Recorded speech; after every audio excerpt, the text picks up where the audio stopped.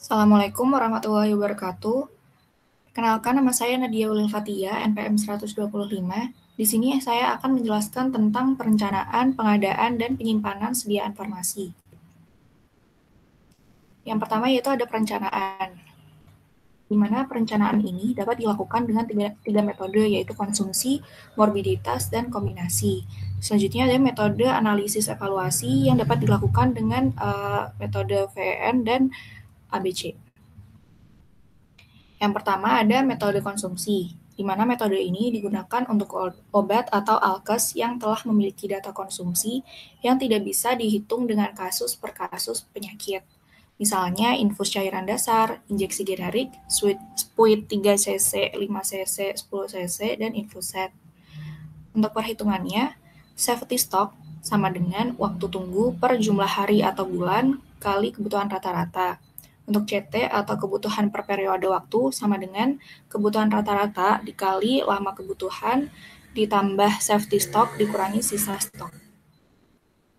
Pada metode konsumsi ini didapatkan kelebihannya yaitu data konsumsi yang akurat, atau metode ini dinilai merupakan metode yang paling mudah, lalu tidak membutuhkan data epidemiologi, lalu jika data yang dikonsumsi dicatat dengan baik, maka pola preskripsi tidak akan berubah dan kebutuhan relatif konstan.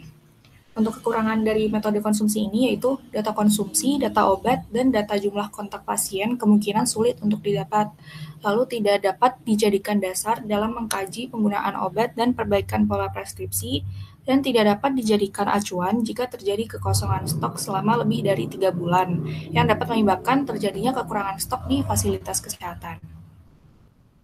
Selanjutnya ada metode morbiditas, di mana metode ini merupakan perhitungan kebutuhan obat berdasarkan pola penyakit, perkiraan keperluan obat-obatan tertentu berdasarkan dari jumlah obat dan kejadian penyakit umum, dan mempertimbangkan pola standar pengobatan untuk penyakit tertentu.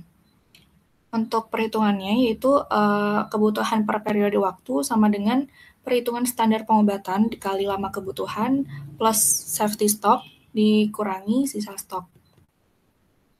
Pada metode morbiditas ini didapatkan kelebihan yaitu perkiraan kebutuhan obat mendekati kebenaran dan dapat memperbaiki pola penggunaan obat atau preskripsi.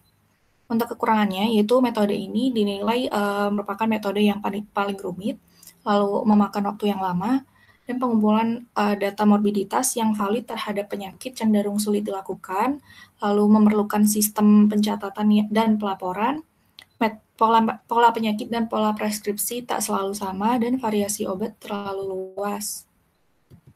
Selanjutnya ada metode kombinasi, di mana metode kombinasi ini dapat diterapkan pada obat dan alkes yang terkadang fluktuatif, dapat menggunakan metode konsumsi dengan koreksi pola penyakit, perubahan, dan jenis atau jumlah tindakan, di mana C kombinasi sama dengan kebutuhan rata-rata waktu plus perhitungan standar pengobatan dikali lama kebutuhan plus safety stock kurangi sisa stok.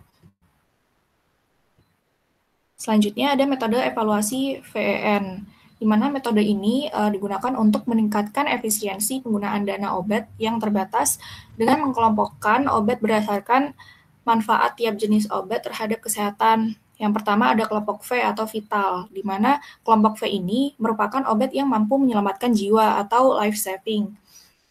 Selanjutnya yang kedua ada kelompok E atau esensial, di mana kelompok ini merupakan obat yang bekerja pada sumber penyebab penyakit dan paling dibutuhkan untuk pelayanan kesehatan. Dan yang terakhir ada kelompok N atau non-esensial. Obat ini merupakan obat penunjang atau obat yang kerjanya ringan dan biasa digunakan untuk keluhan ringan. Selanjutnya ada metode evaluasi ABC. Metode ini digunakan untuk meningkatkan efisiensi penggunaan dana obat yang terbatas dengan mengelompokkan obat berdasarkan kebutuhan dananya. Yang pertama yaitu ada kelompok A, di mana kelompok A ini merupakan obat dengan jumlah nilai rencana pengadaan menunjukkan penyerapan dana sekitar 70%. Nah, pada kelompok B ini persentasenya yaitu 20% dan kelompok C merupakan sebesar 10%. Selanjutnya ada prioritas pengadaan obat. Yang pertama yaitu kelompok V dan A, yang kedua V dan B, yang ketiga E dan kelompok A, dan seterusnya. Selanjutnya ada pengadaan. Pengadaan ini merupakan proses penyediaan obat yang dibutuhkan RS atau unit kesehatan lainnya yang diperoleh dari pemasok eksternal melalui pembelian dari manufaktur, distribusi, atau PBF yang dilakukan oleh karyawan di bidang perencanaan dan pengadaan. Pada pengadaan ini diperlukan adanya personil yang terlatih, metode dan prosedur yang jelas, sistem informasi yang baik, dan didukung dengan dana dan fasilitas yang memadai. Tujuan dari pengadaan ini yaitu merealisasikan kebutuhan yang telah direncanakan dan disetujui untuk mendapatkan pembekalan farmasi dengan harga yang layak, mutu yang baik, dan pengiriman barang yang terjamin. Lalu juga menjamin ketersediaan jumlah dan waktu yang tepat. Pada prinsipnya, menurut Kemenkes tahun 2003 yaitu mutu obat yang terjamin, pengadaan obat dilakukan secara efisiensi dan efektif sesuai dengan kebutuhan, menerapkan konsep obat esensial generik, pengadaan obat program kesehatan melalui industri farmasi atau PBF.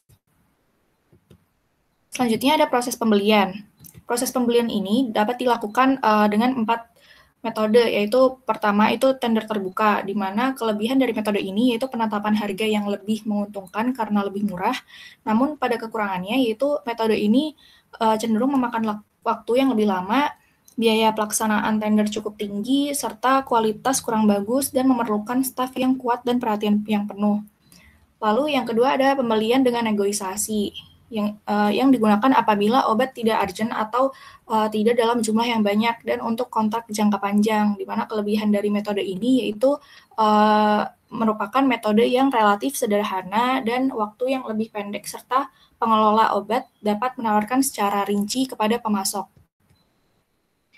Selanjutnya ada tender terbatas, yaitu di mana kelebihan dari metode ini yaitu proses yang lebih singkat, biaya lebih hemat, dan beban kerja lebih ringan dibandingkan dengan tender terbuka.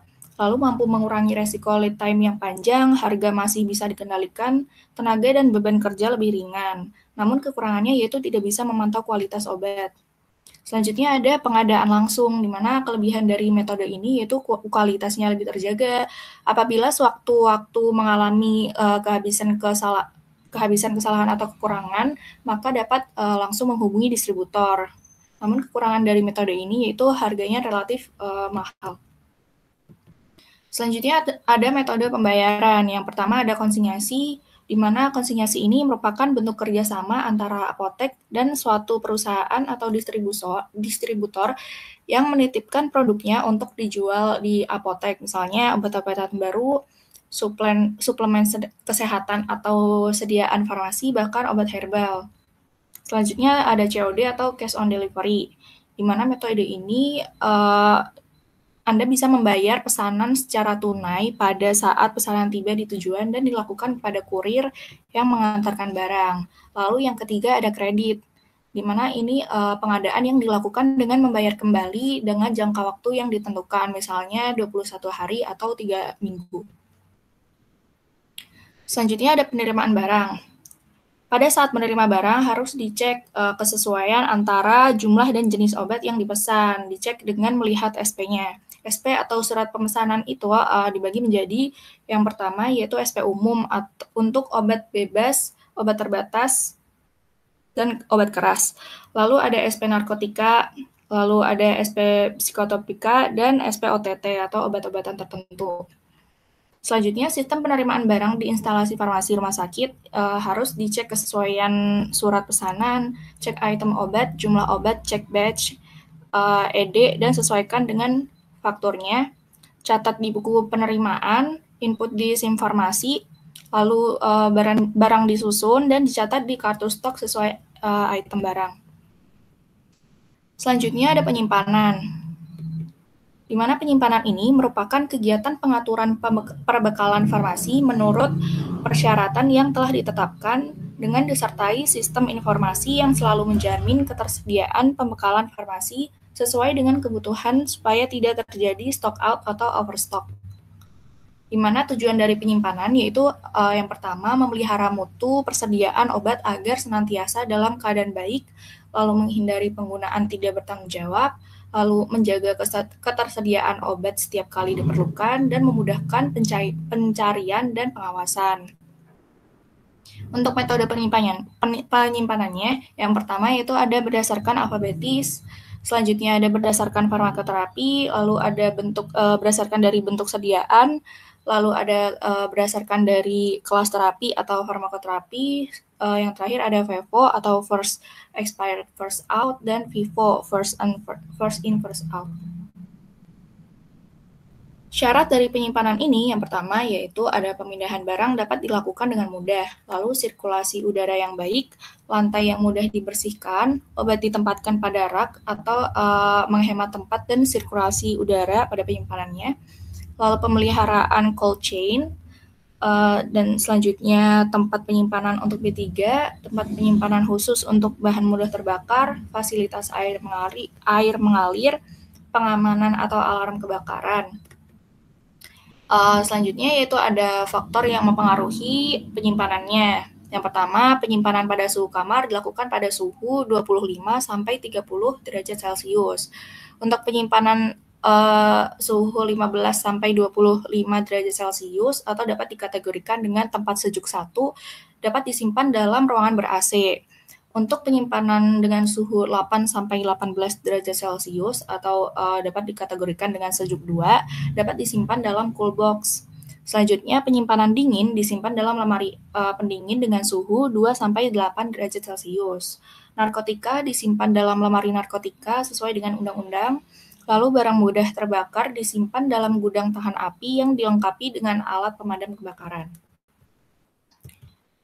Untuk ruang penyimpanannya, memiliki fungsi yaitu memeriksa, menerima, menyimpan, mengatur, memelihara, dan mendistribusikan sediaan farmasi, lalu menyiapkan penyusunan perencanaan tahunan, perencanaan pembelian, pencatatan pelaporan mengenai persediaan dan penggunaan sediaan farmasi, serta evaluasi kegiatan-kegiatan tersebut, dan yang terakhir menjaga mutu dan khasiat obat yang disimpan. Pada syaratnya, ruang penyimpanan ini harus cepat dan mudah diakses, lalu ruang-ruang memiliki tingkat manfaat yang optimal sebagai tempat penyimpanan, dan harus memiliki alat dan sarana komunikasi, lalu harus mempunyai sistem pengairan yang baik dan bebas banjir, harus memiliki ukuran yang cukup untuk menampung barang yang ada, harus mempunyai fasilitas keamanan yang menjamin dari kerusakan, kehilangan, pencurian, kebakaran, hewan pengganggu, serta tersedia prosedur untuk mencegah kecelakaan kerja. Selanjutnya ada penyimpanan terpisah, di mana penyimpanan terpisah ini dapat dilakukan pada yang pertama bahan yang mudah terbakar. Bahan yang mudah terbakar ini disimpan dalam ruang yang tahan api, diberi tanda khusus bahan berbahaya. Lalu selanjutnya ada gas medis yang dapat disimpan dengan posisi berdiri, terikat, dan diberi penandaan untuk menghindari kesalahan pengambilan jenis gas medis, bebas dari sumber api, ventilasi, dan harus baik. Lalu penyimpanan tabung gas medis kosong dapat disimpan dalam tempat yang terpisah dari tabung gas medis yang masih ada isinya. Selanjutnya terdapat penyimpanan khusus yang dapat digunakan untuk menyimpan obat-obatan seperti sitostika, X-ray film, vaksin, reagensia, narkotika, dan psikotropika, dan B3 atau bahan berbahaya dan beracun, di mana pada sediaan-sediaan ini harus disimpan dalam tempat khusus sesuai dengan peraturan yang ada. Selanjutnya, penggunaan obat emergensi yang memiliki fungsi yaitu tempat penyimpanan khusus harus mudah diakses dan terhindar dari penyalahgunaan dan pencurian, atau wadah atau rak dengan kunci disposable. Lalu jumlah dan jenis obat sesuai dengan daftar obat emergensi yang telah ditetapkan. Setelah dipakai untuk keperluan emergensi harus segera diganti atau jumlahnya harus selalu tetap. Lalu dicek secara berkala apakah ada yang kadaluarsa dan dilarang dipinjam untuk kebutuhan lain. Untuk syaratnya, ada contoh kebijakan untuk obat emergensi, yaitu Yang pertama, tempat penyimpanannya dapat diletakkan pada troli atau lemari atau kotak obat emergensi. Lalu selalu siap pakai, terjaga isinya atau aman, isi sesuai dengan standar masing-masing unit, tidak boleh dicampur dengan obat lain, dipakai hanya untuk emergensi saja, dan sesudah dipakai harus melapor untuk segera diganti. Lalu dicek secara berkala apakah ada yang rusak atau kadaluarsa. Selanjutnya ada pemusnahan. Pemusnahan ini dapat dilakukan pada barang yang pertama yaitu produk tidak memenuhi persyaratan mutu, lalu produk yang sudah kadaluarsa, lalu produk yang tidak memenuhi syarat untuk dipergunakan dalam pelayanan kesehatan atau kepentingan ilmu pengetahuan, dan produk yang dicabut izin edarnya. Pada tahapannya, yang pertama ada pengembalian pada penyumbang atau produsen, lalu penimbunan yang paling sering pada pembuangan limbah padat, lalu pembuangan melalui saluran pembuangan air, beberapa obat cair dengan melarutkannya dengan air dan dibuang sedikit demi sedikit dalam periode tertentu. Lalu pembakaran dalam wadah terbuka, selanjutnya dekomposisi kimiawi, di mana metode ini tidak praktis untuk jumlah yang besar. Sekian presentasi dari saya. Mohon maaf apabila terdapat kesalahan kata. Wassalamualaikum warahmatullahi wabarakatuh.